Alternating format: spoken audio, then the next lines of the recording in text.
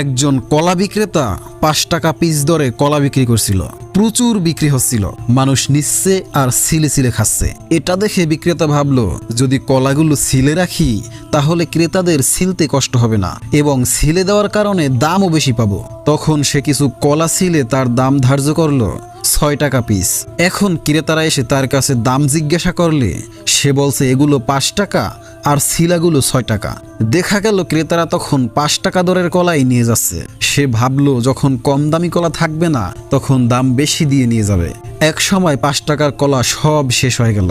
এখন আর কোনো ক্রেতাই তার কাছে আসছে না। তবে প্রচুর মাছি এসে বিনামূল্যে কলা খাচ্ছে আর ভো ভো করে উড়ে বেড়াচ্ছে।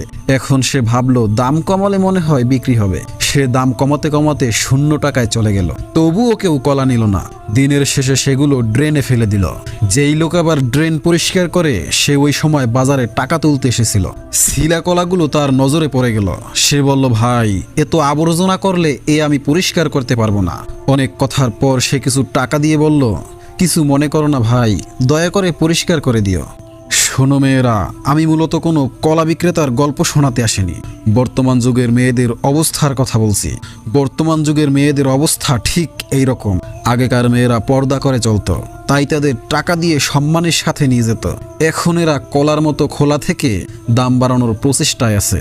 দাম তো বাড়ছেই না, বরং কিছু মাছি জাতীয় জন্তু তাদের উপরে বসে চুষে খেয়ে উড়ে পালাচ্ছে।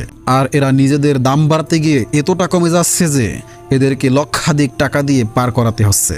নারীর মর্যাদা পর্দায় কমে না, বেপর্দায় কমে। আল্লাহ পাক আমাদের বুঝার তৌফিক দান করুন, আমিন।